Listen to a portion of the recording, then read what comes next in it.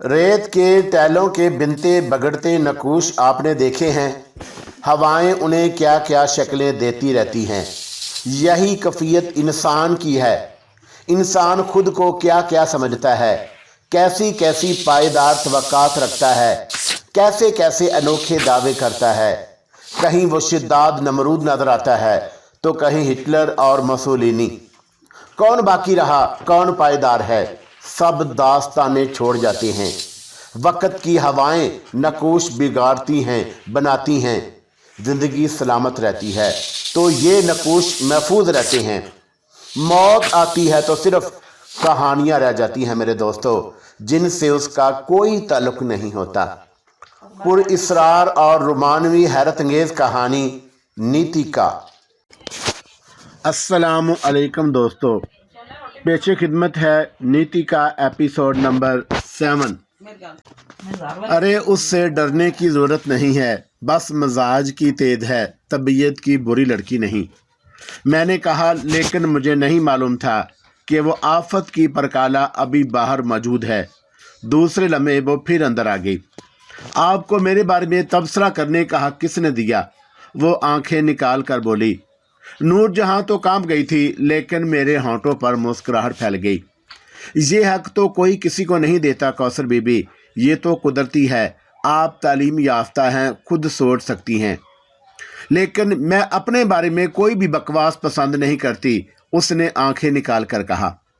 हमें मालूम नहीं था कि आप मौजूद हैं, वरना आपके जाने के बाद गुफ्तगू करते।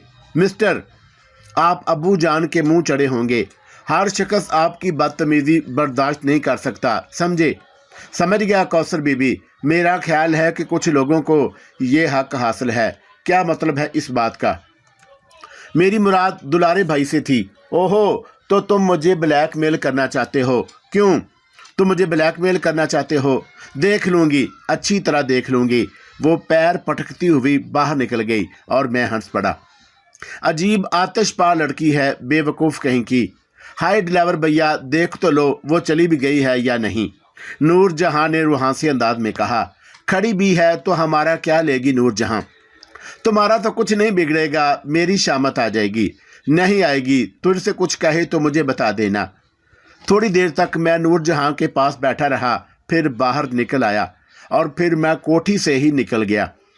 काफ़ी देर तक आवारागर्दी करता रहा।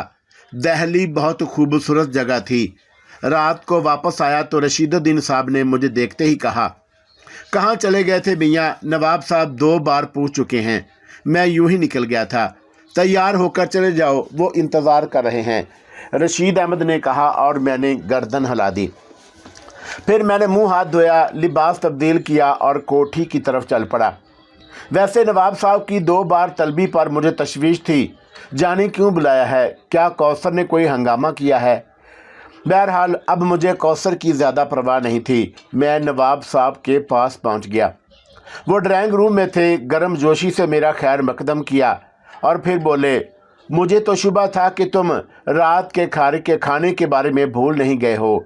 ये जुर्रत कैसे कर सकता हूँ? सुनो भाई, मुझे और शर्मिंदा ना करो। यकीन करो, मैं तुम्हारे बारे में अब तुमसे कोई सवाल नहीं करूँगा।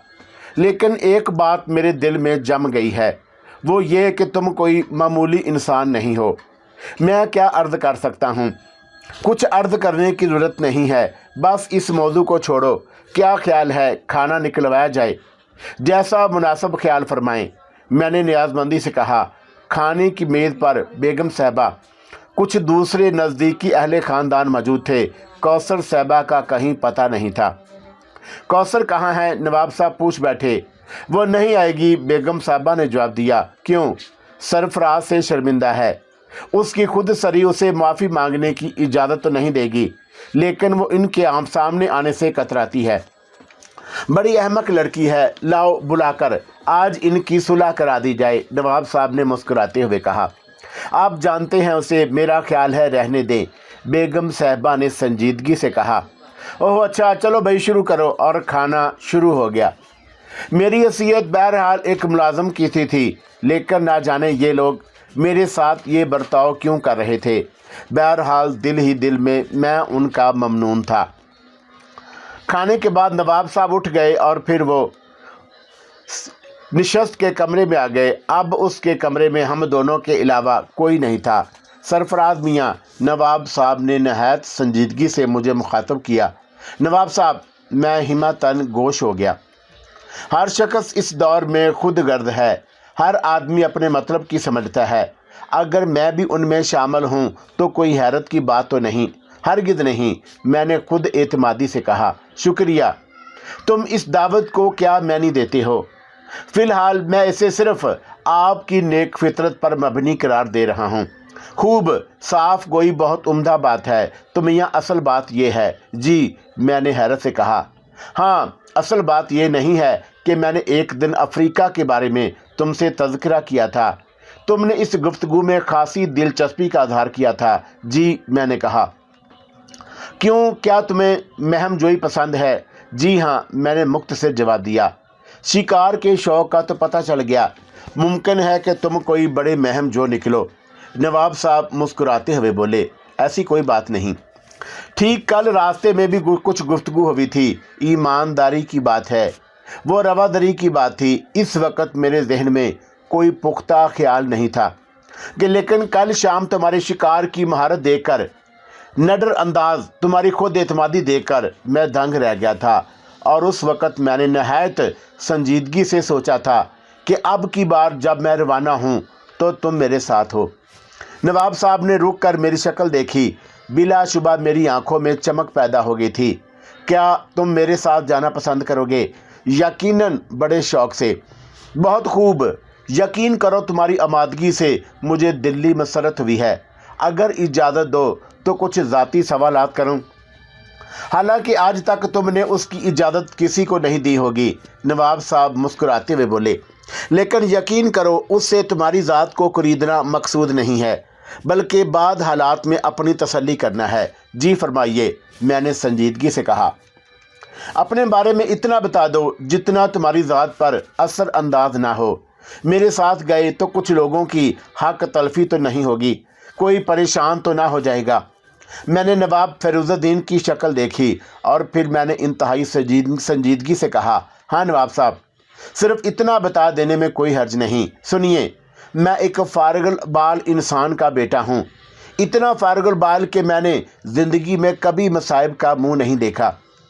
मेरे कई भाई और बहन हैं जिनकी निगाह में मेरे वालिद की दौलत बड़ी हैसियत रखती है, और वो वालिद की निगाह में अपनी हैसियत बरकरार रखने के लिए साजिशों और घिनौनी चालों को चलते रहना ज़रूरी समझते हैं।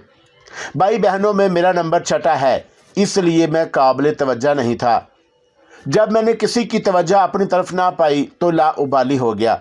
मैंने अपना सारा वक़्त सैर व शिकार में सिर्फ किया और मैं दूसरों से मुख्तलिफ तबीयत का मालिक था।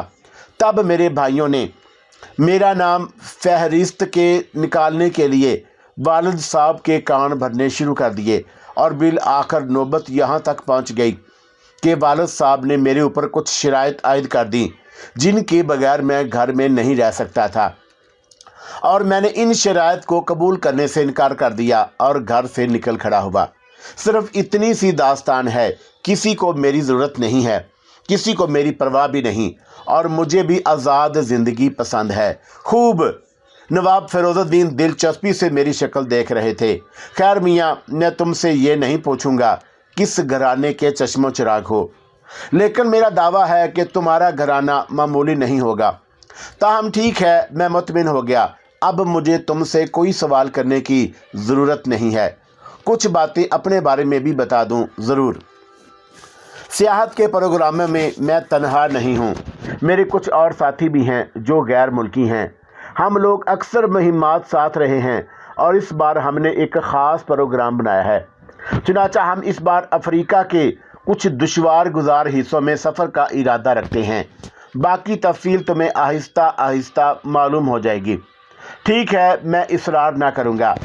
मियाँ, यूँ तो ज़िंदगी बड़ी मामूली है, आप लाख कोशिश कर लें उसकी हिफाजत नहीं कर सकते, लेकिन इसके बावजूद इंसान दुश्मनों से बचना पसंद करता है। महम जोई में अक्सर नाखुशगवार हालात से साबका पड़ता है। तुम्हें आगाह कर देना ज़रूरी है। आप मुझे बुज़दिल या मुसीबतों से घबराने वाला ना पाएंगे। बहुत खूब, तो फिर कल अव्वल वक्त में आप अपनी कुछ तस्वीर उतरवा दें। मैं पासपोर्ट और दीगर कागजात तैयार कर लूँगा और आप रवानगी के लिए तैयार रहें। बहुत बहुत शुक्रिया नवाब साहब। मैंने शुक्रगुजार अंदाज में कहा, दर हकीकत मेरी दिल्ली आरज़ू पूरी हो गई। मेरी मंजिल किसी नवाब की कोठी में मुलाजमत ना थी। मैं तो अनदेखे रास्तों का राही था। मेरी मंजिल तो ना जाने कहाँ थी, ना जाने कहाँ। नवाब साहब से गुफ्तगू करने के बाद मैं वापस आ गया और वो रात मेरे ऊपर अजीब गुजरी। बेशुमार ख्यालात ने ज़हन पर यलगार कर दी थी।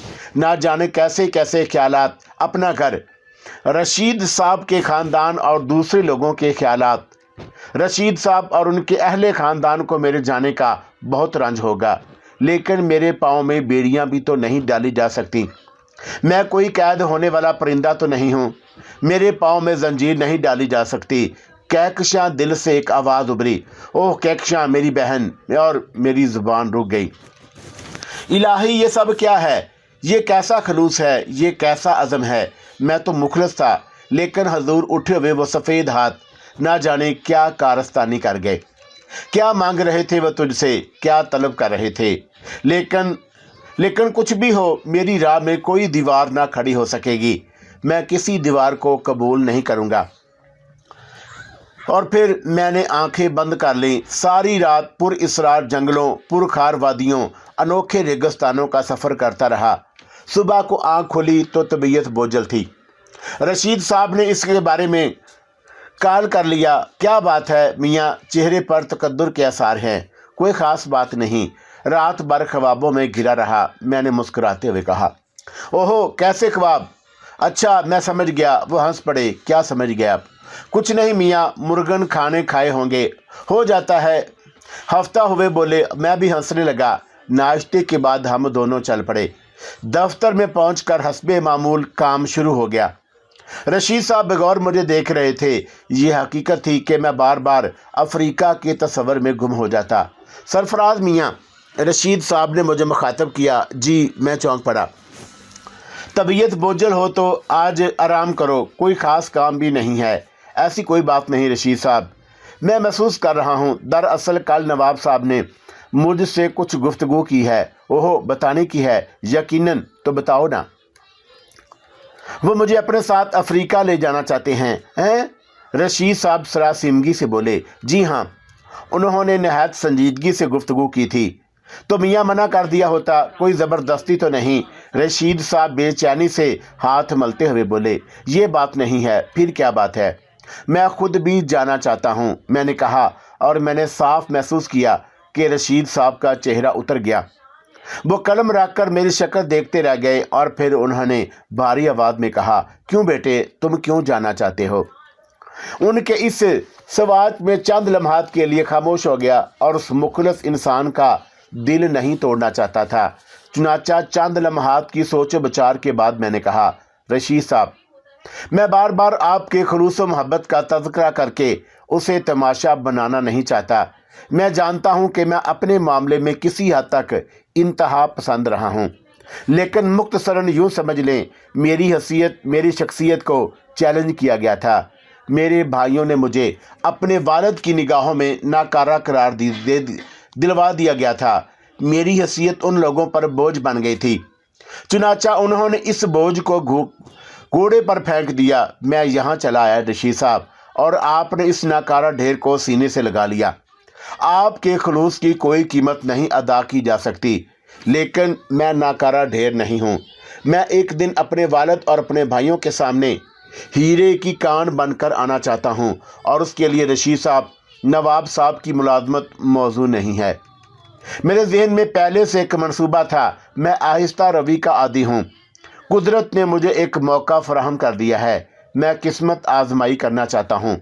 मुमकिन है कि अफ्रीका मेरे ख्वाबों की ताबीर हो। ओह, और रशीद साहब बोझल आवाज़ में बोले। चांद शायद गर्दन झुकाए बैठे रहे, फिर एक झुरझुरी सी लेकर मुस्कुराने लगे। ज़रूर बेटे, ज़रूर। अगर सवाल तुम्हारे मुस्तकबल का है तो ज़रूर जाओ। हमारी मोहब्बत ख़त्म थोड़ी हो जाएगी। हम थोड़े तुम्हारे लिए दुआएं करते रहेंगे। ज़रूर जाओ, मैं तायद करता हूँ। मैंने रशीद साहब की मुस्कुराहट में छुपे हुए आंसू देख लिए थे।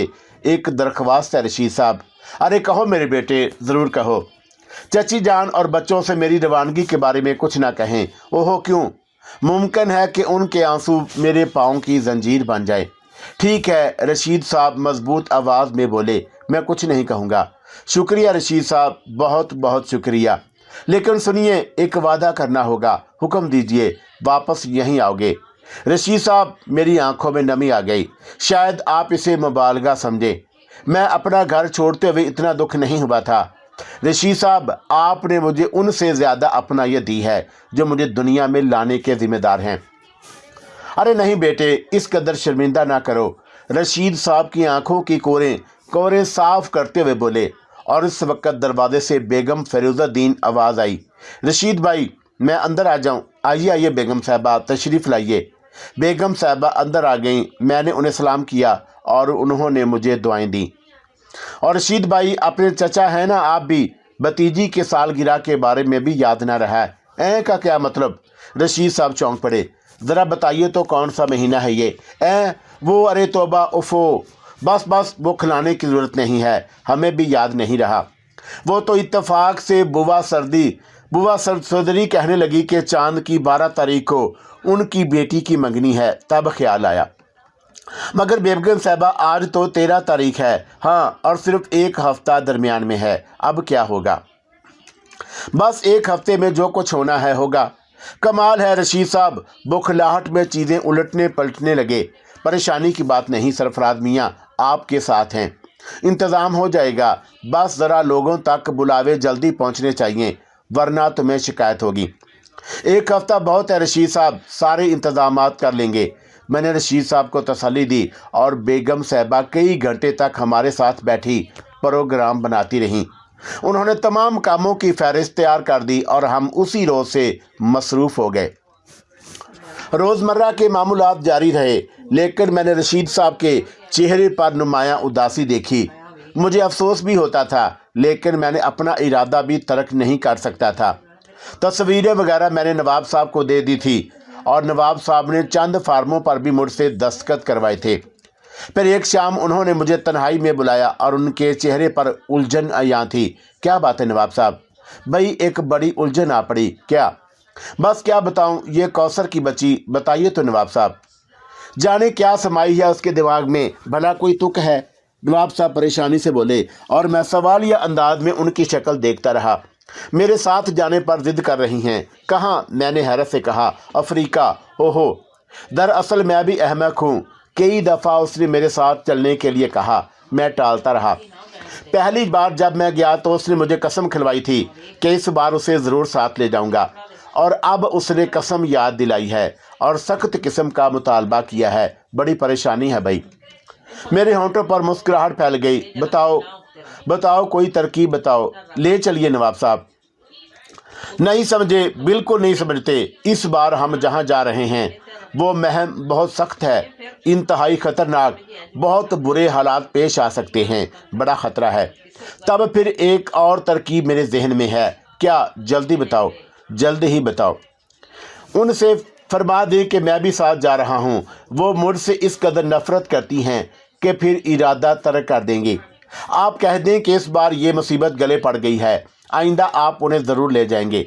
अरे खुदा की पनाह, क्या उल्टी तरकीब बताई है? वो फेल मचाएगी कि मुसीबत आ जाएगी। मुमकिन है मुझे लेट ही कर दे। तुम्हारे बारे में तो मैंने किसी को भी नहीं बताया है। खुद बेगम साहबा हर वक्त तुम्हारे गुण गाती हैं और वो भी तुम्हें रोकने की सर तोड़ कोशिश करेंगी। और तुम कौसर को नहीं जानते तुम उसे। तुम्हारे जाने की खबर से क्या रोएगी? ओहो, तो फिर सिर्फ एक तरकीब मेरे जहन में है, उसके अलावा और कोई तरकीब नहीं हो सकती। वो क्या? उसे यहाँ से ले चलते हैं। मैं उसका तारफ़ जून एलियट की लड़कियों से करा दूंगा। हम उसे लंदन में छोड़ देंगे। जून एलियट की लड़कियाँ बेहद खुश अखलाक हैं, वो उसे ज़रूर राज़ी कर लेंगी।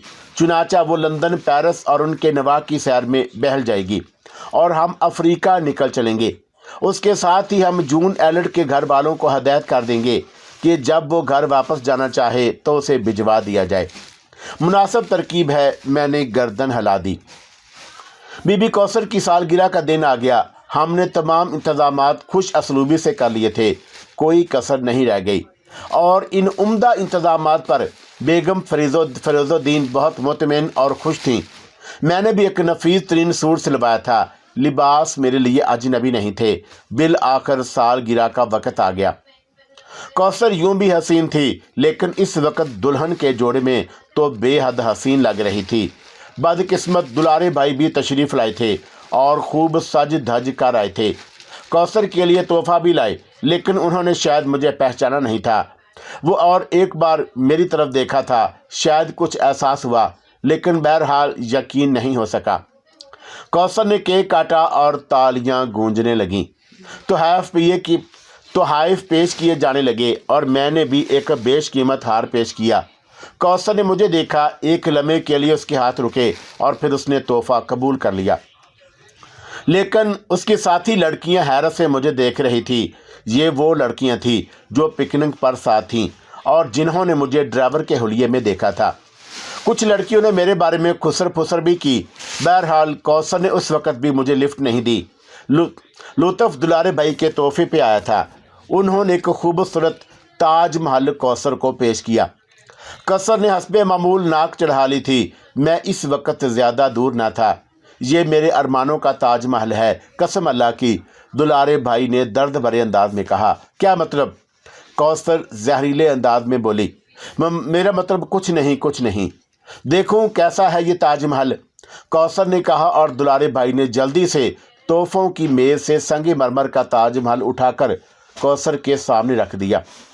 दूसरे लम्हे कौसर ने उसे हाथों से छोड़ दिया। उफ, बहुत भारी है ये तो। ताज महल चूर चूर हो गया। अरे ये क्या किया, कसम अल्लाह की, अरे पूरे 240 रुपये का था, रसीद दिखा सकता हूँ। शादो, कौसर ने शादो को आवाज़ दी। जी कौसर बीबू। देखो फर्श गंदा हो गया है, इन टुकड़ों को चुनकर बाहर फेंक दो। कौसर ने हुक्म दिया और आगे बढ़ गई। मैं दिल ही दिल में मुस्कुरा रहा था। बहरहाल सर फोड़ने चला है, अहमक भी, बड़ी संग दिल लड़की है। कौसर आगे बढ़ गई थी। मैं भी दूसरे अमूर में मसरूफ़ हो गया। उस वक़्त चंद मेहमानों से गुफ्तगू कर रहा था कि दो लड़कियां मेरे पास आ गईं। मुझे उनके नाम याद थे। एक का नाम जबी, दूसरी का रुखसाना था। सुनिए, उनमें से एक ने मुझे मुखातब किया। जी फरमाइए। मैं उनके करीब पहुंच गया। हमने आपको कहीं देखा है, रुखसाना बोली। जी रुखसाना खातून, उस दिन पिकनिक पर। ओहो, तो आप कौसर बीबी के ड्राइवर हों? मजाक कर रहे हैं आप? क्यों? आप ड्राइवर नहीं हो सकते, फिर क्या हो सकता हूँ? मैं बताऊँ? जबी बोली। फरमाइए। कौसर के मंगेतर। ओह, वैसे मंगेतर और ड्राइवर में ज़्यादा फ़र्क नहीं होता, लेकिन मैं सिर्फ ड्राइवर हूँ। आप चाहें तो कौसर से तस्दीक कर सकती हैं। हमने ऐसा ड्राइवर पहले कभी नहीं देखा। बड़े आदमियों के ड्राइवर ऐसे ही होते हैं।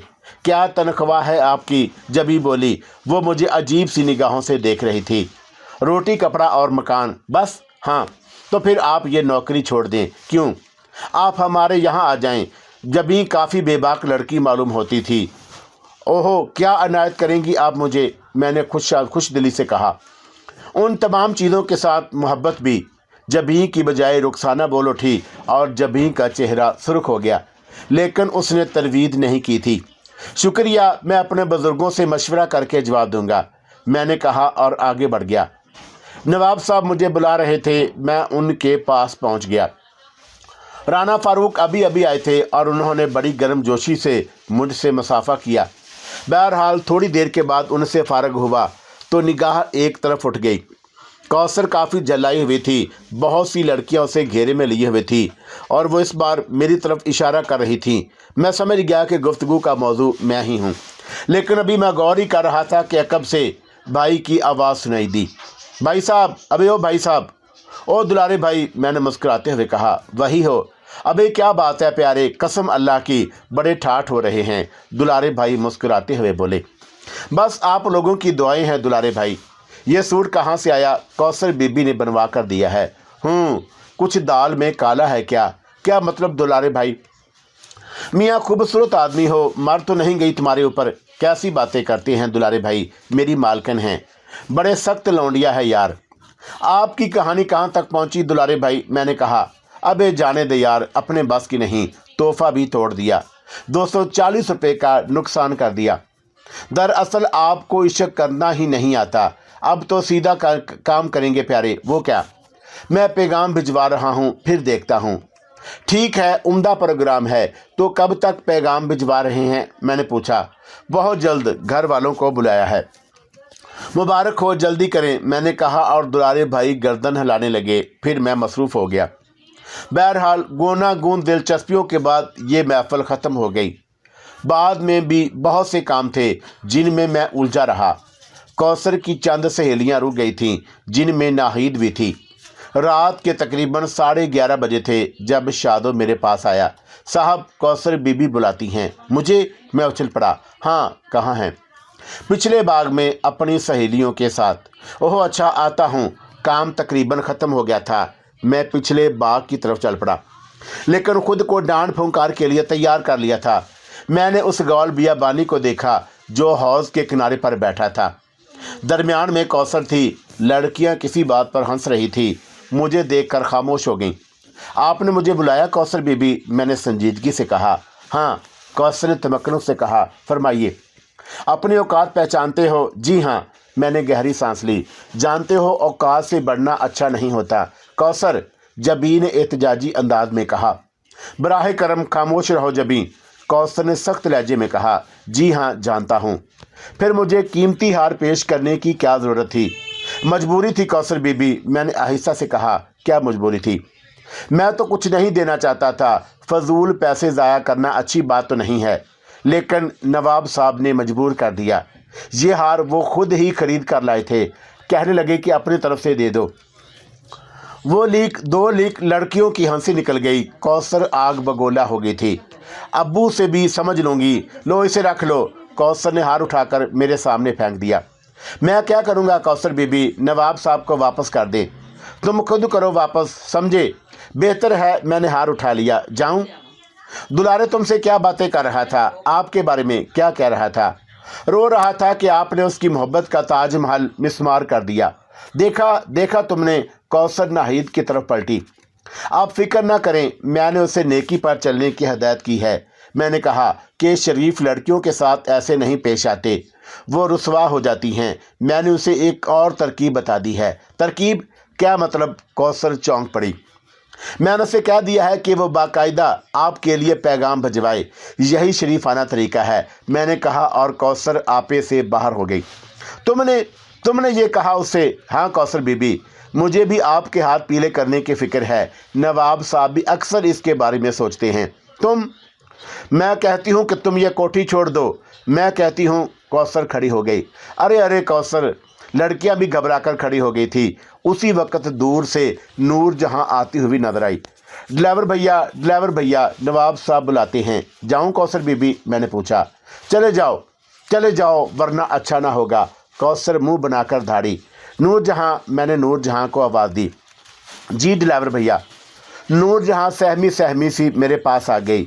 मैंने मुट्ठी में दबा हुआ हार निकाला और उसे हाथों से नूर जहां की गर्दन में पहनाते हुए कहा, ये हार तुम्हें कौसर बीबी ने इनाम दिया है। सलाम करो कौसर बीबी को। सलाम बीबी। नूर जहां की आंखें खुशी से चमक उठीं। कौसर के मुंह से मारे गुस्से के बात भी नहीं निकल सकी थी और नूर जहां हमें उसका हाथ पकड़कर वापस मुड़ गया। लड़कियां खामोश खड़ी थी। हाय भैया, कैसा खूबसूरत हार है। बड़ी रहम दिल हैं हमारी कौसर बीबी।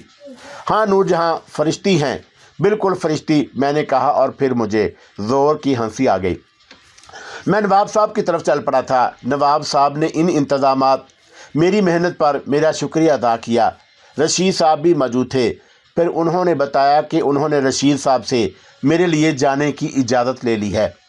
कल इंतज़ामात करने हैं, फिर 1 हफ्ते के अंदर अंदर रवाना हो जाएंगे। सरफराज मियाँ, तुम भी तैयारियाँ कर लो। मैं तैयार हूँ नवाब साहब, मैंने जवाब दिया और फिर मैं नवाब साहब के साथ वापस आ गया। तैयारियां ज़ोर शोर से हो रही थी। रशीद साहब की उदासी देखकर दिल कुड़ता था, लेकिन जाहिर है कि एक दिन तो उनसे जुदा होना ही था। और फिर जिस दिन रवानगी तय हो गई, उस दिन से 1 रात पहले रशीद अहमद साहब ने बिल आकर घर में तज़किरा कर दिया। हाय, और बेगम रशीद मुंह फाड़ कर रह गईं। मगर नवाब साहब तैयारियां मुकम्मल कर चुके हैं, तो ये मना क्यों नहीं कर देते? बेगम साहबा हौल कर बोली। हमें उन्हें नहीं रोकना चाहिए बेगम। یہ ان کے مستقبل کا سوال ہے۔ رشید صاحب نے نشیب و فراز سمجھائے اور بیگم صاحبہ رونے لگیں۔ بڑی بری بات ہے فردانہ، بچے کے مستقبل کا سوال ہے، اسے دعائیں دو۔